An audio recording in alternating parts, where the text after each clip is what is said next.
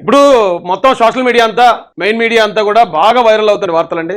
Johnny master మీద rape కేసట, Janasena నాయకుడు Johnny master మీద. జానీ మాస్టర్ ఈయన జనసేన పార్టీలో యాక్టివ్గా ఉండేవాడు. జనసేన పార్టీకి సడన్ గా మెరుపులా రావటం, చక్కగా మంచి మంచి మాటలు చెప్పడం, ప్రచారంలో బాగా ఉపయోగపడ్డాడు ఒక రకంగా చెప్పాలంటే. ఎందుకంటే అతనికి సెలబ్రిటీనెస్ ఉంది. జానీ మాస్టర్ అంటే తెలియని వాళ్ళు లేరు. యాక్చువల్గా కొరియోగ్రాఫర్లు అంటే స్క్రీన్ వెనకాతలు ఉంటారు, వాళ్ళు ఎవరికి బయటికి తెలియదు. కానీ ఈ డీ ప్రోగ్రాంలు వచ్చిన తర్వాత కొరియోగ్రాఫర్లకు కూడా హీరో ఇమేజ్ వస్తుంది. పైగా ఈ జానీ మాస్టర్ పవన్ కళ్యాణ్ గారిని ఆల్మోస్ట్ ఇమిటేట్ చేస్తాడు. హెయిర్ స్టైల్లో కానీ, ఆ గడ్డంలో కానీ, లేకపోతే ఆ మేనరిజంలో కానీ సేమ్ టు సేమ్. అంటే అతను పవన్ కళ్యాణ్ అభిమాని, పవన్ కళ్యాణ్ గారి అభిమాని కాబట్టి ఆ మేనరిజంతో ఇంకా బాగా జనాలు కనెక్ట్ అయ్యాడు. కనెక్ట్ అయిన వ్యక్తి ఒకవేళ ఇప్పుడు వచ్చిన ఆరోపణ ఏంటంటే 2017-19 ఈ మధ్యలో ఒక అమ్మాయిని అతను తన గ్రూప్లో చేర్చుకున్నాడట. అప్పటి నుంచి తన మీద మానసికంగా లైంగికంగా దాడి చేస్తున్నాడట, ఈవెన్ రేప్ కూడా అనేది ఆయన మీద వచ్చిన ఆరోపణ. సరే, ఒకవేళ ఈ ఆరోపణ ఉంటే 2024కు ముందు జనసేన పార్టీ ప్రతిపక్షంలో ఉంది. వాళ్ళ మీద ఇలా కంప్లైంట్ వస్తే అలా వేసేవారు లోపల, జనసేన వాళ్ళే కాదు టీడీపీ వాళ్ళు మాలాంటి వాళ్ళు అందరినీ. ఇప్పుడు నిజంగా కనుక 2017-19 నుంచే స్టార్ట్ అయ్యి ఇతను నిజంగా అంత అరెస్ట్ చేసి ఉంటే జగన్ రెడ్డి గవర్నమెంట్లోనే అతని మీద కేసు పడి ఉండాలి. కేసు పడితే పాటికి అతను లోపలికి వెళ్ళిపోతాడు. లేదా ఎలక్షన్ దగ్గర చేసి ఆయన పవన్ కళ్యాణ్ గారి గురించి మంచి ఇదిగా చేస్తున్నప్పుడన్నా అది జరిగి ఉండాలి. అప్పుడు జరగలేదు. కరెక్ట్గా ఇప్పుడు జరిగింది. ఇది రేపు ఎల్లుండో లేకపోతే 10 రోజులు 15 రోజుల్లో నామినేటెడ్ పోస్టులు చేస్తున్నారు, యాక్టివ్గా క్రియాశీలకంగా పనిచేసిన వాళ్ళని గుర్తించబోతున్నారు అని తెలిసిన తర్వాత ఇప్పుడు అటాక్ జరిగింది. జానీ మాస్టర్ ముస్లిం అని నాకు ఇప్పుడు తెలియదు, ఫ్రాంక్గా చెప్తున్నాను నేను. జానీ అనే పేరు చాలా మందికి ఉంటుంది, ఎస్సీలో కూడా చాలా మందికి ఉంటుంది. ఎవరు వాళ్ళతో వాళ్ళే పెట్టుకుంటారు జానీ. ఎప్పుడైతే రౌడీ అల్లుడు సినిమాలో చిరంజీవి గారు ఆటో జానీ అని పెట్టుకున్నాడో అక్కడి నుంచి జానీ అనేది చాలా ఫేమస్ ఆ పేరు. సో జానీ జానీ అని చాలా మంది పెట్టుకునేవారు. జానీ మాస్టర్ అంటే నేను అలాగే అనుకున్నాను, కానీ ఇప్పుడు తెలిసింది షేక్ జానీ భాషా అని. కరెక్ట్గా ఇప్పుడు కంప్లైంట్ వచ్చి ఏమో ఇందులో వాస్తవాలు ఏంటి అనేది నాకైతే తెలీదు. ఆల్రెడీ జనసేన పార్టీ కూడా ఆయన మీద చర్యలు తీసుకుందని విన్నాను నేను. మరి అది నిజమా, ఏది ఈ జగన్మోహన్ రెడ్డి ఐపాక్ టీం వచ్చాక ఏది నిజం ఏది ఫేక్ అర్థం కావట్లే.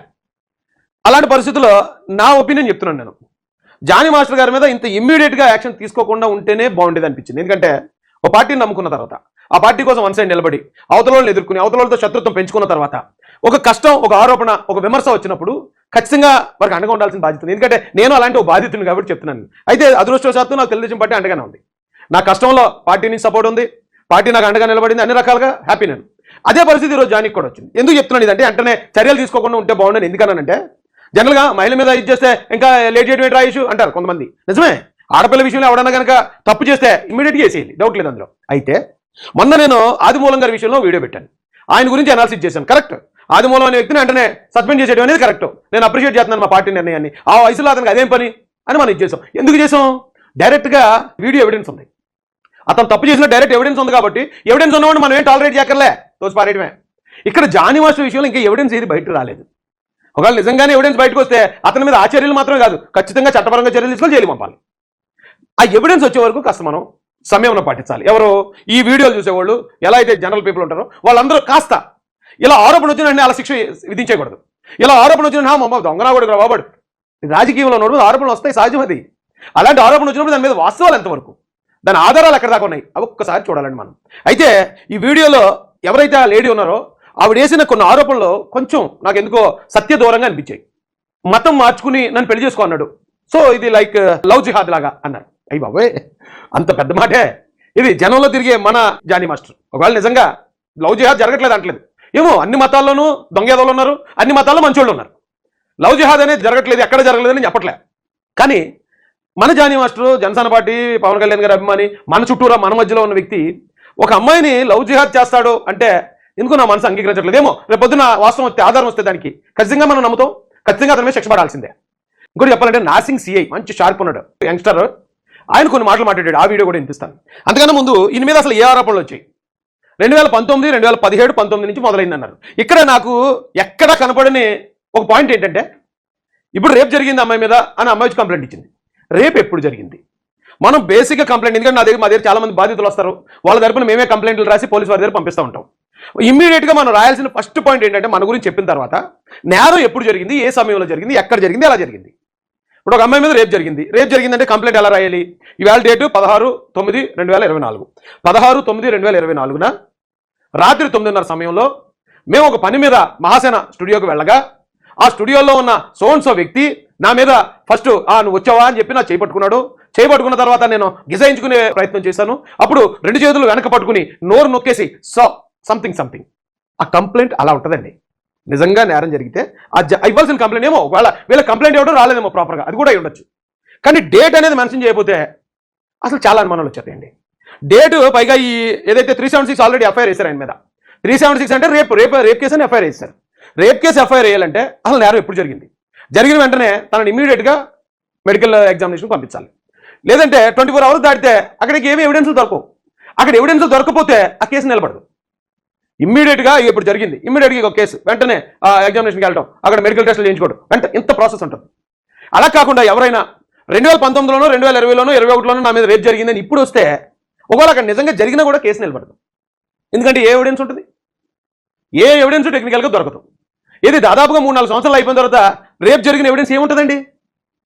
ఒకవేళ ఈ మధ్యలో నిన్న మొన్న ఈ సమయంలో కనుక జరిగితే ఎవిడెన్స్లు దొరుకుతాయి. లేదు నిజంగానే, ఎందుకంటే డేట్ లేదు అక్కడ. 2019లో ముంబైలో జరిగింది లేదా 2020లో ముంబైలో జరిగిందంటే కనుక ఆ కేసు నిలబడదు. నిలబడని కేసు కోసం, ఎందుకంటే అది నిజమని ఎలా ప్రూవ్ చేస్తాం?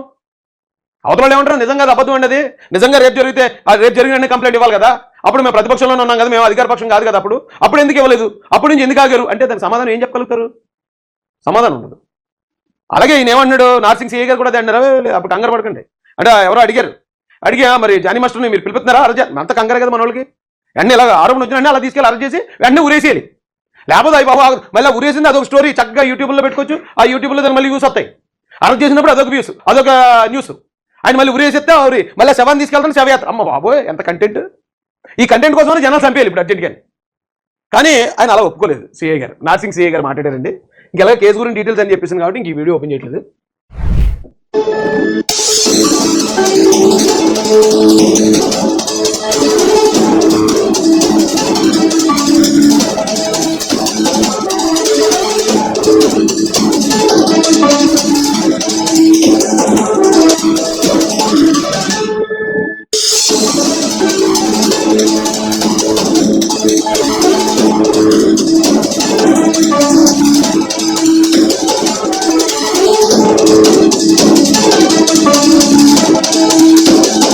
ఇక్కడ కూడా ముంబైలోని హోటల్లో అత్యాచారం అనేది వచ్చింది తప్ప డేట్ రాలేదండి.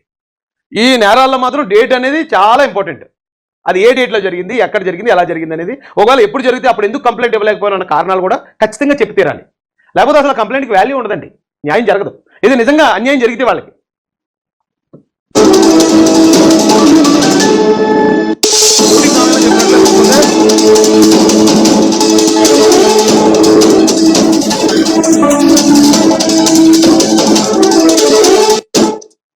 సినీ కొరియోగ్రాఫర్ ఇది మా TV5, మా బిఆర్ నాయుడు గారు, అలాగే మా సాంబశివరావు గారు, మా మూర్తి గారు, అలాగే ఇంకా చాలా ఛానల్స్ ఉన్నాయండి. మీ ఛానల్స్ అన్నింటికి కూడా ఒకటే రిక్వెస్ట్ అండి, దయచేసి ఏదైనా ఆరోపణ వచ్చినప్పుడు, కేసు పెట్టినప్పుడు నిందితుడు అంటారండి, ఆయన ముద్దాయి అంటారు. అంటే ముద్దాయి అంటే ఇంకా నేరస్తుడు కాదు, నేరం ఆరోపించబడిన వ్యక్తి మాత్రమే. కానీ ఎప్పుడైతే మనం ఇలా పెట్టి ఇలా చేస్తామో ఇక చూసిన ప్రతి ఒక్కడికి అతను నేరస్తుడే. ఇది చాలా తప్పు, చాలా పాపం కూడానండి. ఎందుకంటే నిజంగా నేరం చేసాడు అనుకోండి, ఓకే దులిపేసుకుని పోతాడు, అన్నింటికి రెడీగా ఉంటాడు. ఒకవేళ నేరం చేయనుడు అయితే మనం ఇలా రాసినందుకు జానీ ఇదేం పని అంటే మనం పని చేసేటట్టు మనం కన్ఫర్మ్ చేసినట్టు.